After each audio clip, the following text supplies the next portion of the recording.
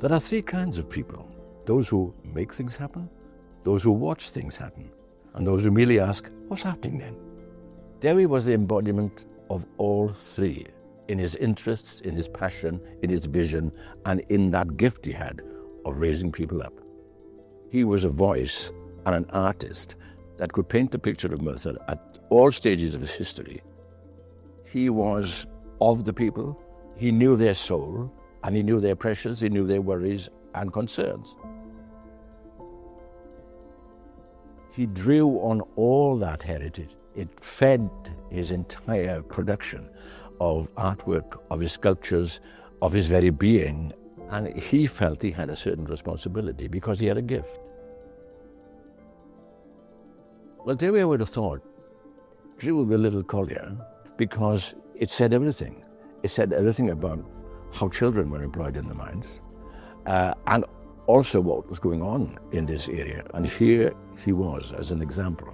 So Dewi saw it as a chance to portray that era in Merthyr's history. Dewi had, I think, as a teacher, a huge respect for the pupils, because each one of these youngsters was going to be an adult and an important asset to the community. And they needed that support, and they needed that feeling of a right to be, that they had a contribution to make. And Dewi was the messenger. He was the flag flyer for that.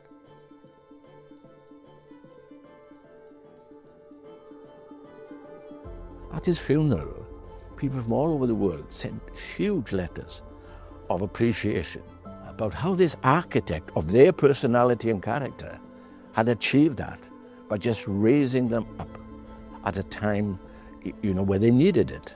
And he was quite extraordinary. He just has been a huge messenger for Merthyr Tydfil. There needs to be a script that goes alongside it as to who this generator was, who just did so many things, for the service of others and for the record of his community.